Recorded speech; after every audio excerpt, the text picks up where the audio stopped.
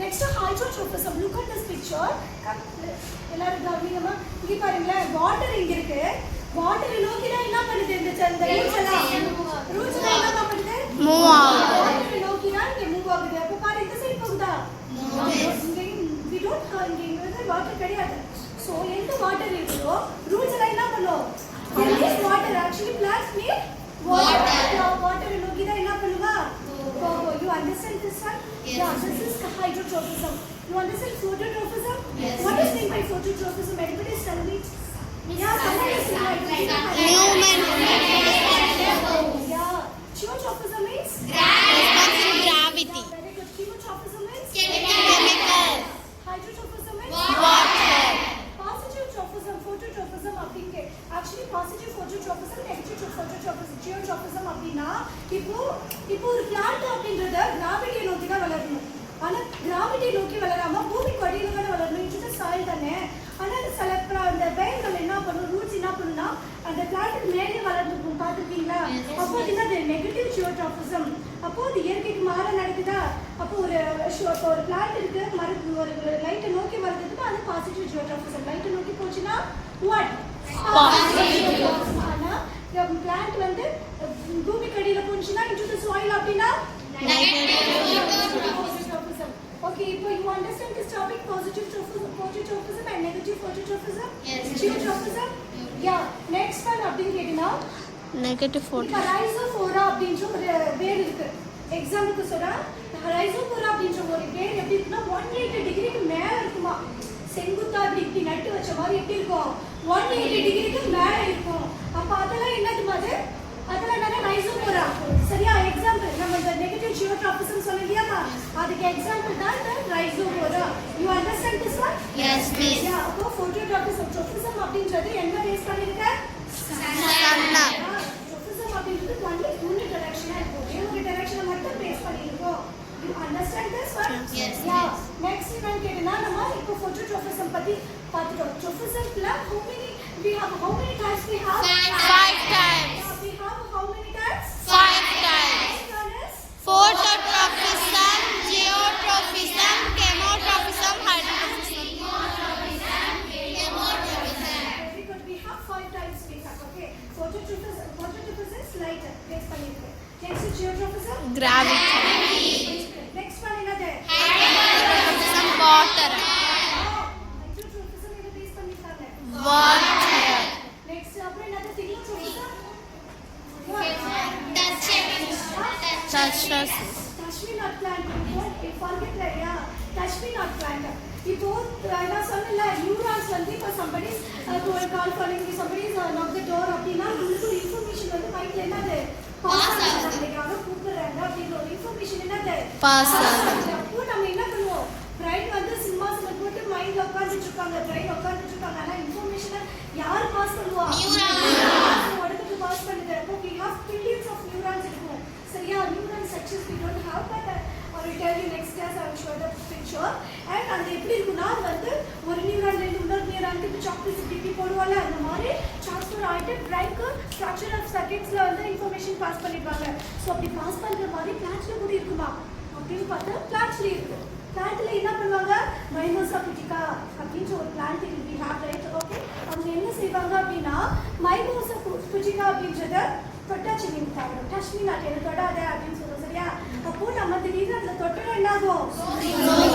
அந்த லீவ்ஸ் என்ன ஆகும்? ஃபோல்ட் ஆகும். சரியா? அப்போ நம்ம அந்த தொட்டுனா அந்த லீவ்ஸ் என்ன பண்ணுது? ஃபோல்ட் ஆயிடுது.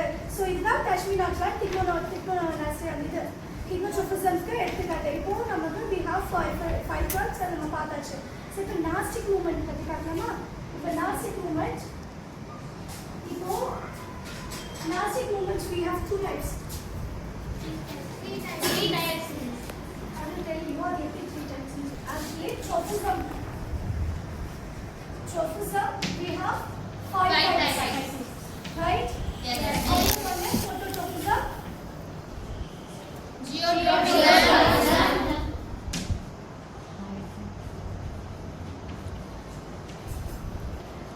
Hydrotrophism. Thigmotrophism.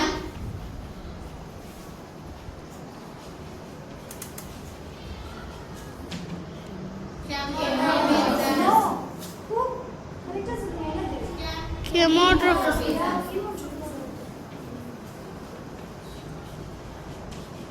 ஏன் என்னாச்சு? chemicals தானே சொன்னேன். why are you careful much?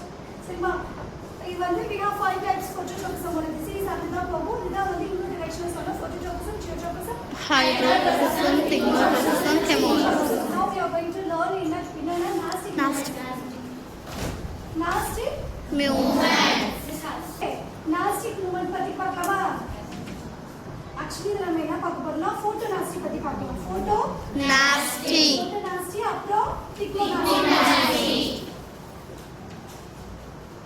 thigmonasty, okay? photonasty, thigmonasty. Actually photonasty அப்படினான்னு கேட்டனா இங்க பாருங்க. இதுதான் லைட் டிபெண்ட் பண்ணிருக்கும். இந்த மூமெண்ட்ஸ் எப்படி இருக்கும் ரெஸ்பான்ஸ் டு Light. இங்க பாருங்க, இது வந்து இந்த ஐபோமியா அல்பா அப்படின்ற ஒரு ஃப்ளவர் வந்து நைட் டைம்ல தான் என்ன பண்ணும், ப்ளூம் ஆகும். நைட் டைம்ல தான் ப்ளூம் ஆகும். அப்புறம் ஈவினிங் டைம்ல என்ன பண்ணும், இதுதான் வந்து இந்த ஃபோட்டோனாஸ்டிக் எக்ஸாம்பிள். ஓகேவா? நாஸ்டிக் மூமெண்ட் பார்த்தோமா? இப்போ வந்து திக்மோனாஸ்டி அப்படின்னு கேட்டா டச் மீ நாட் பிளான்ட். இதுக்கு என்னது? Touch me Not. touch me not plant example. Okay, என்ன தொடாதன்னு சொன்னேன்ல. சோ அந்த பிளான்ட் தொட்ட உடனே கொஞ்ச நேரத்துக்கு சுருங்கிடும், திருப்பி என்ன ஆயிடும், ரெக்கவர் ஆயிடும், கொஞ்ச நேரம் கழிச்சு ரெக்கவர் ஆயிடும். சரியா? இப்போ இந்த இது புரிஞ்சுதா? நாஸ்டிக் மூமெண்ட்ல we have how many types we have? 2 types. புரிஞ்சுதா? அப்போ வந்து தெர்மோனாஸ்டின்னு ஒன்னு இருக்கு. என்னமா? தெர்மோனாஸ்டி ஒன்னு இருக்குமா? Nasty. நாஸ்டின்னு ஒன்னு இருக்கு.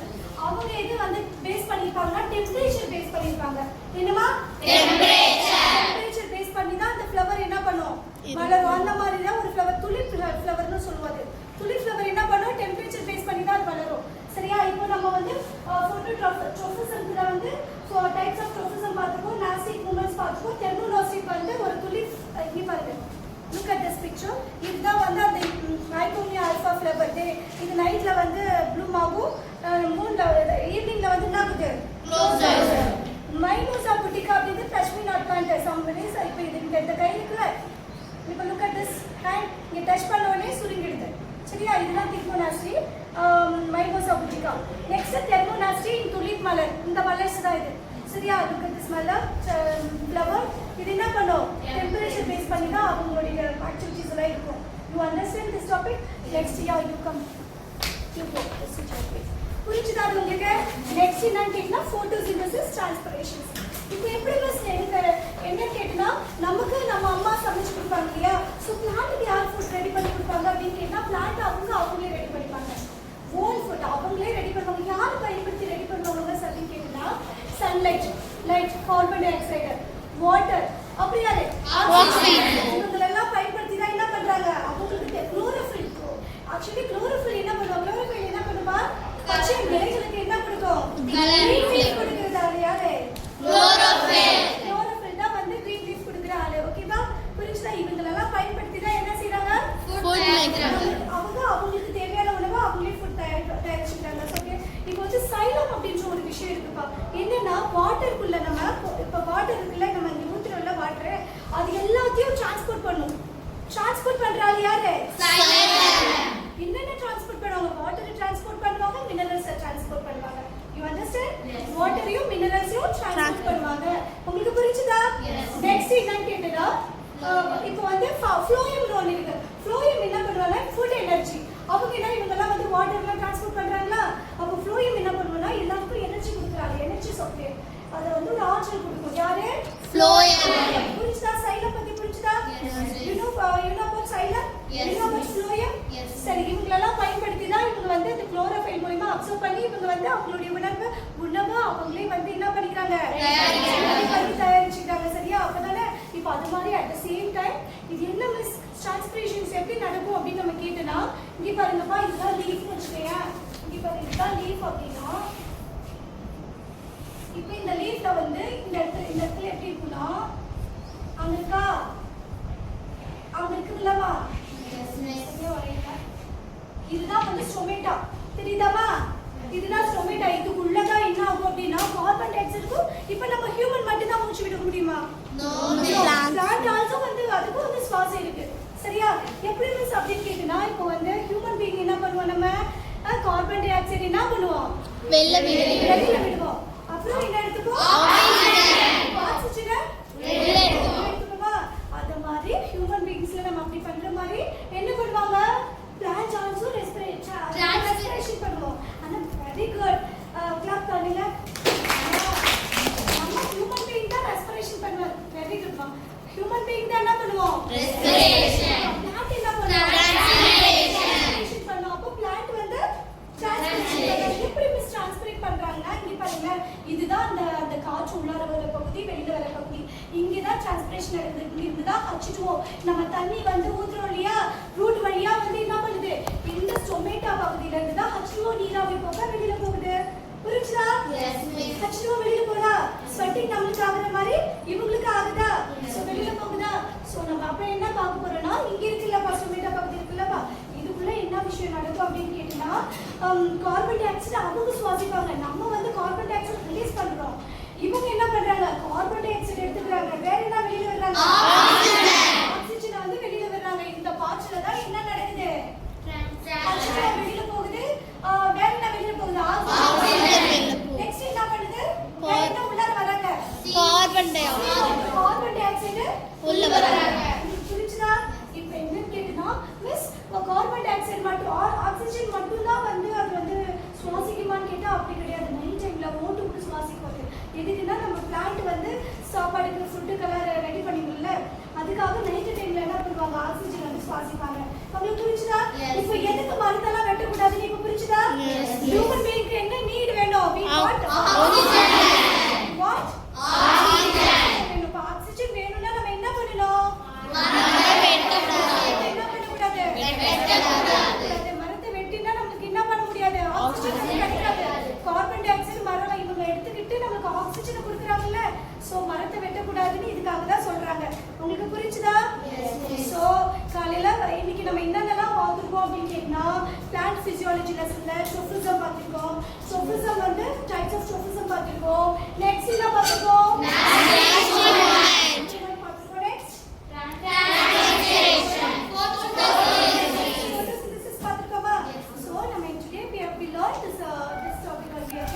You understand this topic? Yes, miss. காலையில மேம் சொன்ன மாதிரி I will tell you calendar வந்து நம்மள பார்த்துட்டு தான் இருக்குது. தினம் உங்களை நோட் பண்ணிட்டு தான் இருக்குது. நீ இன்னைக்கு என்னென்ன செய்றியோ அதெல்லாம் காலண்டர் என்ன பண்ணுது? காலண்டர் பேரிட்டு குறித்து வைத்திருக்கும். நீங்க என்னென்னலாம் பண்றீங்களோ குறிச்சு வச்சுட்டு இருக்க. நீங்க இன்னைக்கு நல்லா படிக்கிறியா? ஸ்டேஜ்ல ஒரு நாள் பிரைஸ் வாங்குற. If you are doing bad habits, நீ ஏதாவது பேடான விஷயங்கள் பண்றியா, என்ன பண்ணும்? ஒரு நாள் அதுக்குரிய தண்டனை கிடைக்கும். நல்லா படிச்சுனா டாக்டர் ஆகும், இன்ஜினியர் ஆகும் ஆகுவேன். அது நல்லா படிக்கலன்னா பேடான ஹாபிட்ஸ்க்கு இருக்கு. உடம்பெல்லாம் மேம் என்ன சொன்னாங்க? சுகர் இருந்தாதான் சுத்திர வர முடியும். நம்ம உடம்பு நல்லா இருந்தாதான் என்ன பண்ண முடியும்? தனி நபர் ஒழுக்கம் அப்படின்றது நமக்கு முக்கியம். உடம்பு சொன்னாங்களா சாப்பிட்டுட்டு வரணும்னு சொல்லிட்டு? என்ன சொன்னாங்க? எல்லாரும் காலையில வரக்குள்ள சாப்பிட்டுட்டு வரணும், ஹெல்த்தியா இருக்குன்னு சொன்னாங்களா? அப்போ நம்ம ஹெல்த் அப்படின்றது நம்மளுக்கு ரொம்ப இம்பார்ட்டன்ட். சரியா? அப்போ நம்ம ஹெல்த் எப்படி நம்ம இது பண்ணணும்? நம்ம தன் சுத்தம் அப்படின்றது நம்மளுக்கு முக்கியம். வேர்ல்ட் ஹெல்த் ஆர்கனைசேஷன்ல ஒரு விஷயம் வந்து மென்ஷன் பண்ணியிருக்காங்க. என்ன தெரியுமா சொல்லியிருக்காங்க? உடல் நலம் அப்படின்றது என்னன்னா உடலை மட்டும் கிடையாது, மனசையும் உடலையும் சமூக நலனையும் பொறுத்தது அப்படின்னு சொல்றாங்க. யாரு? WHO.